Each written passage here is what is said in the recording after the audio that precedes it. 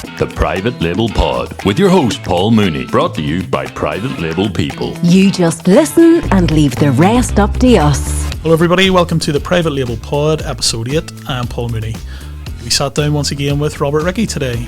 Some days we sit down with Robert and we talk about quite serious matters related to Amazon. Today wasn't one of those days. We basically talked a lot of nonsense. So if you're hoping for a serious intro, well, you're not going to get one. But anyway, I hope you enjoy it, and we'll get back to more serious matters soon.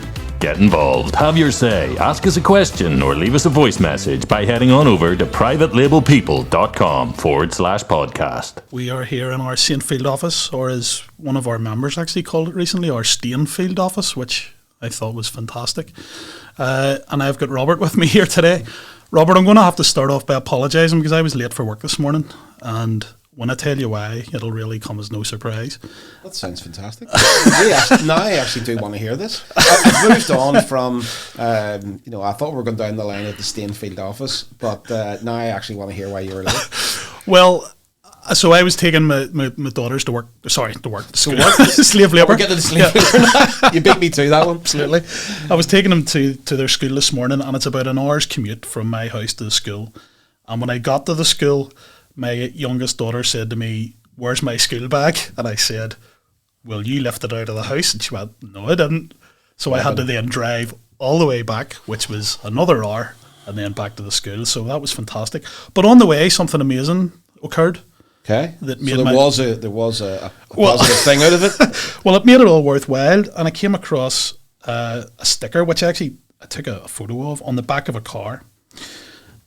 Did it say, "Have you remembered your school bag"? I wish it had it done, because I probably still would have forgotten it. But you're not surprised at all, by the way, that I forgot that school bag. Well, technically speaking, is that your responsibility? I think later on this evening you should have a little sit down with your daughter and say, this is not Daddy's responsibility to remember your school bag. Your packed lunch was in there. What are you going to eat? Yeah, exactly. A crayon. Yes, the sticker on the back of the car, anyway, to get back to it, read, "If you get any closer, you'd better have a condom." Right. Okay. That's definitely an interesting sticker to have on the back of your car. I think your kids brought this up. Well, what is this? That was the worrying thing. They were in the car with me, and I didn't know whether to draw a reference to it or not, so I just left it and sat there. That's very unlike you. Yeah. Well, I was trying to get up beside the car as quickly as I could to see what this person looked like, and it was a lady who was probably in her, I would say, late 50s. And she had a passenger, and as I sort of looked in, the passenger looked at me, and I thought, they're looking at me going, he's just read that sticker on the back of the car and wants to see what we look like, which was totally true. But actually, what you were talking about there earlier, not about the sticker, but about the kids forgetting the school bag, it actually just reminded me of a story whenever I was actually, and I wish I had been, I presume this is your kid who's at primary school, so she's got every good excuse under the sun that she's young, forgetful, all those things. This actually happened to me whenever I was at grammar school, a wee bit older to realise. I went down for school one day, got the bus, and there was telltale signs the whole way along, but I was just completely oblivious to these telltale signs until this thing happened. And got off the bus, and I had a little bit of a dander to get from, a dander is a walk, from the main street, the main road where the bus dropped you off, round to my school, probably about half a kilometre of a dander.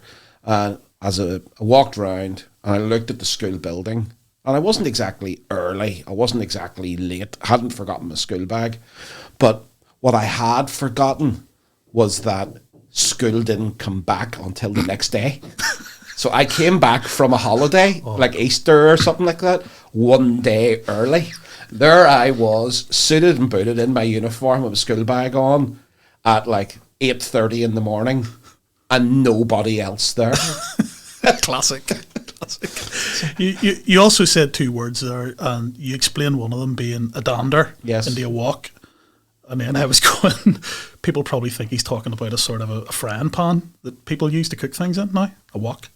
A wok, yeah. have to and then doubly explain myself as I go along. I'm going to cook a stir fry. Can you pass us that dander over? Yeah, so the people will actually be coming here whenever they want to talk about their business or stuff, and they'll come in and say these words that actually don't mean what I meant them to mean. We should just fill it with made up words. You mentioned school there, and I can't move on without you telling another story about what happened to you in school. Oh God! I think you're probably going to have an idea which one. Just by saying that, there's so many. it's the one with a certain new guy started in school, and he started messing about with the roll call. Absolute classic. That's not what I was thinking about, but that is a particularly good one. So my grammar school was obviously in Belfast, where I'm from, and this was in second form, but it was called second form whenever I was at school. I don't even know what it is now. Is it year 9? Possibly. Is it 1 to 7 you do in primary school, and then 8 to 9? Yeah. Anyway, you were about 13 years old, if that gives us a steer. And so we'd done 1 year at the grammar school, and you'd fallen into cliques, into little gangs, you had your friends, all of that stuff. And then there was a couple of kids then had transferred into the school, only a couple of them. So they were, in a way, a wee bit of outsiders, because they hadn't done that whole year with the rest of you. And this guy, there was about 2 or 3 kids had transferred, but this guy had come down from a town called Coleraine, and that's right up in the north of Northern Ireland. If you've ever heard of the Giant's Causeway, it's very close to there. So it was a bit of a fish out of water, so to speak, that he'd made this transfer down to Belfast. And he came in, and his name was Graham Wallace, right? Why is that funny? I'm laughing already. But, first of all, we get into what we called our form room, which was basically the room we went to before school started. And there was the group, your class was in there. And they took a bit of a roll call by your form tutor, who didn't necessarily teach you anything. He or she was there just to make sure that the 30 kids or whatever in the class had made it to school on time or whatever. So he's gone down through the roll, and with Graham's name being Wallace, right, it was right at the very end, alphabetically. So you're going down through, and it's all the usual protagonists on the list, with a couple of new faces and names. And it gets to the end, and because he wasn't there, we're not expecting it. All the other ones you're expecting, but then it gets to the end, he hasn't been called. So the form tutor then says, is there anybody that I've missed out? Obviously, because there's some new kids. So Graham's hand goes up, and he says, who are you? Who are you, sir? I says, my name's Wallace, Graham Wallace. So immediately, we all burst out sort of laughing, who does he think he is? James Bond, Bond, James Bond. Wallace, Graham Wallace. And he goes, oh, you're not on the register. Have you transferred? Yes, transferred from Coleraine, this, that, and the other. So anyway, I don't know how we thought of this really, really quickly. But it was like the first period we went into, I can't remember what the class was, let's say it was history. Exactly the same thing happens. Goes down through the register. It's the first day of school. Goes down through the register. Anybody not on the register? Graham's hand goes up. What's your name? Wallace, Graham Wallace. We all burst out laughing, James Bond again, and we went, right, this is going to happen the whole way through the day. So let's befriend this guy, right? Let's befriend this guy, and let's have a bit of fun.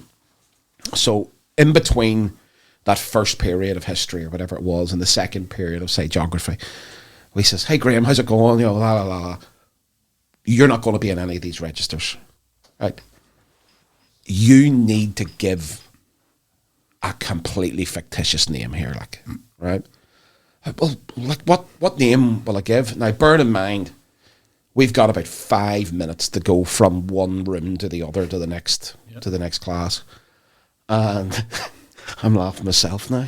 And so we're saying just make up something. Don't go with the obvious one. The Michael H-U-N-T, right? Don't go with that, right? Don't go with that sort of thing. Don't go with this. Don't go with that. And he's like, well, what will I say? What will I say? And it's like, just make it up.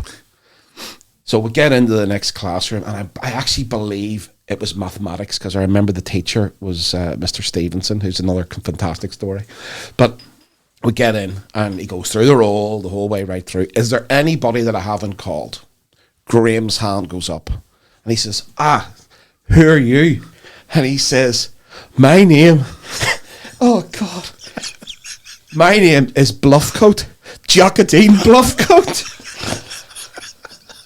I don't think I've ever laughed as much in my life. Jockadine Bluffcoat was what he came up with in between history and maths. Honestly, the first time you ever told that story, I couldn't stop laughing for about half an hour, and even now, after hearing it for about the fourth time, it's still tears in my eyes. It's the name. It's just that name came from where did his mind go? Like, not James Smith, not Bond, James Bond, not this, not that, but yeah, Jockadine Bluffcoat. Actually, both names. Like, Bluffcoat is fantastic, but he could have called it like Dave Bluffcoat, David Bluffcoat, but no. Jockadine would have been good on its own, like Jockadine Smith, but no, he went for Jockadine Bluffcoat. I really hope that somewhere out there he has changed his name from Graham Wallace to Jockadine Bluffcoat, and he's just existing. I hope he's listening. Graham, if you're listening, thank you so much for one of the funniest things I've ever witnessed in my entire life, and I've obviously told others you're a legend. I should also point out, if there's anybody listening called Jockadine Bluffcoat, no offence. It's not a funny name whatsoever. And do you know the really disappointing thing, Paul, was he was only there at our school for like one term, as we would call it. Not a sales term in our Amazon side, but like a term of class, which was about 3 to 4 months. And I don't know whether his parents were like moving jobs or something like that. I think he went somewhere else, so it was really, really short-lived. When you first said about the teacher had to stand up and ask, "Are you on the register?" Given what I know about your school, I'm starting to wonder, should the class, the people in the class, be asking that whenever the teacher comes in now? Well, yeah, it's with what we heard. Thankfully, it was after we had left. Maybe we should have done the register. Yeah. Oh yeah, maybe. Well, hopefully that's not why Graham was given an alias name. Maybe he could have done the register. But anyway, hopefully nobody was listening to this and trying to wish for insightful business expertise knowledge, because they've been a wee bit let down by it. But well, anyway. I think the one thing is, it's like, don't let everything be too serious. Like, you know, there is definitely a time for doing a lot of serious stuff, but there's also a time for letting your hair down, as you would say, and having a bit of fun or a bit of crack or this, that, and the other. And also, I kind of guess, like, thinking about old things, it's like you don't have one bit of fun and then completely forget about it. You know, it's like I had no idea where you were going in terms of the story about school, but the fact that I brought up something, and you know, there's all these little snippets of the past that are good fun, and reminiscing is absolutely brilliant. And people then turn around and say, "Oh well, you know, if all you're doing is reminiscing, then you're living in the past." But actually, every time that you do sort of reminisce, you then bring up new stories and new things, because you're constantly creating them. And it's like, you know, I'm probably going to get all existentialist, but like, life's a journey. You know, at the end of the day, your business is a journey. You're part of the business. You know, that means that your life is part of business, and it should be fun. The whole thing should be a bit of fun. Sydney, well, that'll bring the end of this journey. I think we've had our fun, but we'll move on to a more serious podcast next time. But for now, that was worth the crack, as we would say here. Absolutely. Get involved, have your say, ask us a question, or leave us a voice message by heading on over to privatelabelpeople.com/podcast. Thank you to Robert. As you can hear from that podcast, It was not following any particular format. We talked quite a little bit of nonsense, but I think it's good to give you a glimpse of what our office is like sometimes. It's not like that all of the time, but it does no harm to have a bit of fun once every little bit of a while. So thank you for listening, and we'll get back to the more serious type of podcasts in the future soon.